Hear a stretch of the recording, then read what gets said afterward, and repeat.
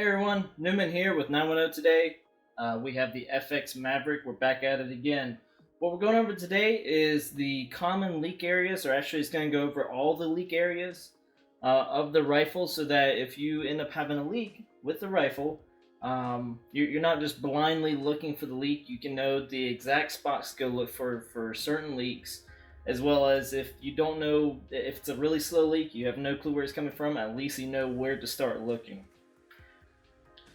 So to get started, the first area, we're just going to go with the flow of the gun itself, the flow of the air. That's starting right here at the bottle.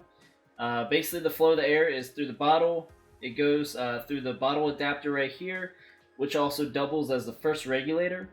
This is the tank pressure right here gauge, the tank pressure gauge right there.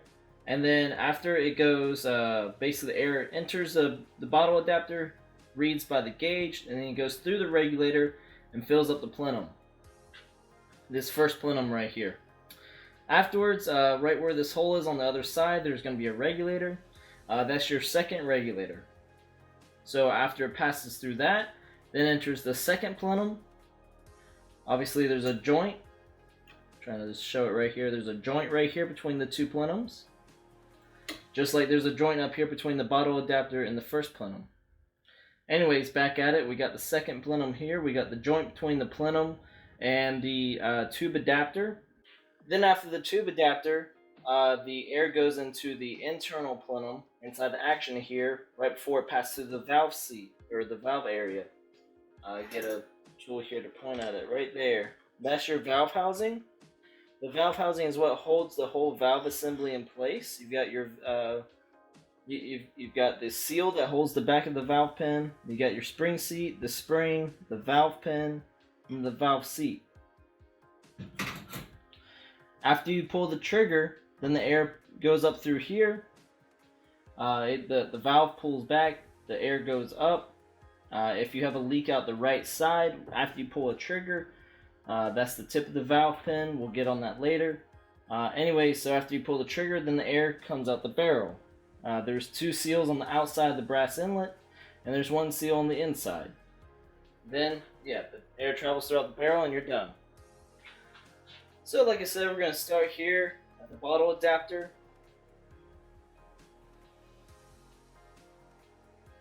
The bottle adapter, there's a couple different places that it could leak from. It could be leaking from the actual connection from the bottle to the bottle adapter, which is actually inside the bottle valve itself.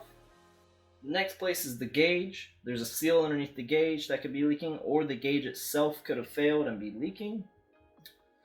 On the bottom side, or through the bottom side, is the regulator. There's a couple areas that could be leaking through there. You can't see it because there's a bracket in the way, but the bottle adapter to the plenum, there's a seal that seals in between those two right there. Also on the bottle adapter, you've got the actual fill port itself. There is a seal underneath the fill port, as well as a plunger inside that checks as or works as the check valve. So right here we've got your second regulator. There's a few seals in here. Then after that, you have the joint between the first plenum and the second plenum. That's right here, you can see that line. Sometimes Sweden will have a small plastic washer, or I should say FX. FX will have a small plastic washer right here in between the two plenums. What that is doing is not creating a seal, but what that is helping zero this regulator so that it's available to adjust from that exterior of the rifle without having to take off the chassis. So don't be alarmed if you see a little plastic wedge right here or anything in between the first and the second plenum. Sometimes it sticks out a little bit because whenever you thread them together, it's a loose piece. So it doesn't exactly hold tight 100% of the time. But don't be alarmed by it. It's not a seal. It cannot cause a leak or anything like that. Next up, we're still on this side of the rifle. We have the second plenum to the tube adapter. And then there's the tube adapter, the tube connection to the action itself. There's two O-rings right there. After the air passes through there, obviously you've got to read the regulator pressure somehow. So here's the regulator gauge. Again, there's a seal underneath the gauge, as well as the gauge itself could be leaking. After all of that, we have the valve assembly.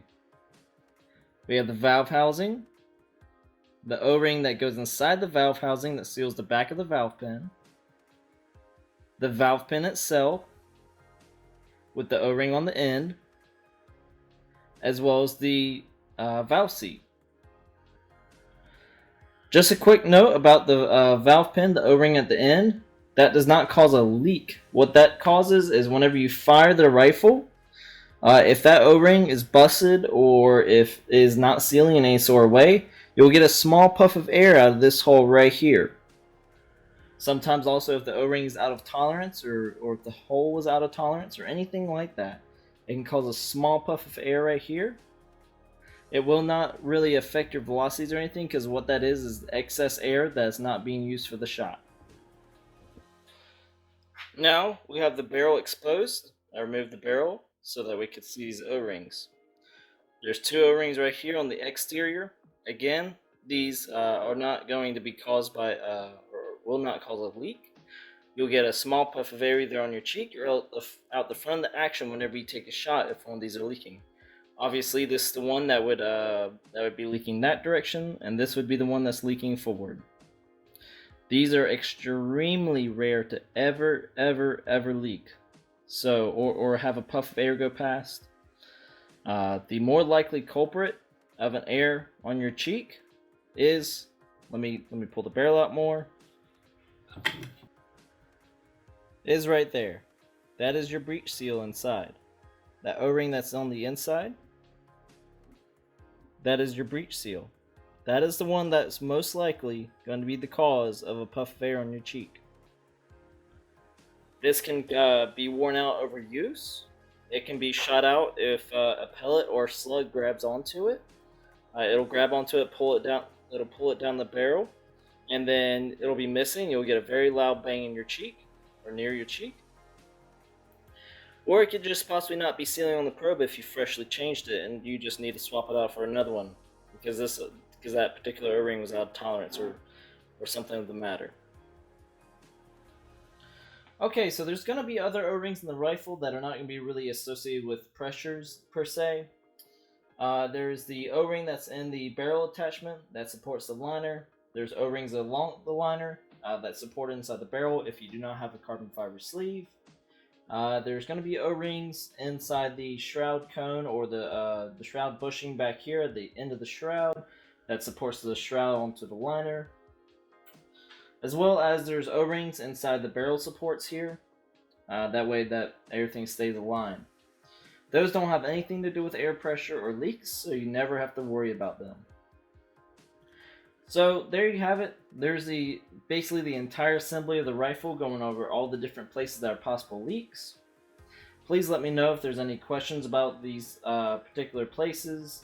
There's no really way to tell where a slow leak is coming from. It could be really from any of the places that are actual leak areas. If you're having a fast leak, an audible leak, you can generally hear or else feel where the air is coming from, which makes it a lot easier to find. You can just the most popular way is to find a leak is to use a aerosol leak detect.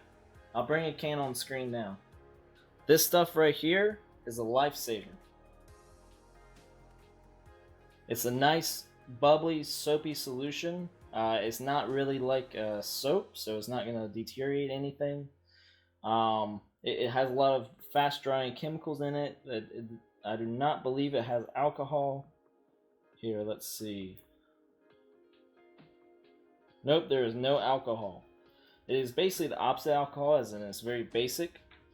As basic as in the chemical way of basic. Anyways, yes, this right here is a lifesaver. This will help you pretty much find any leak possible. I would recommend this for everyone. Alright, so that's it for today. If y'all have any questions, like I said, please leave a comment or shoot me an email. You're always able to reach out to me, and I'm more than happy to help out. So let me know if you have any leak issues with your Mavericks, or you have any questions about finding a leak, and I'll be here for you. Alright, happy shooting!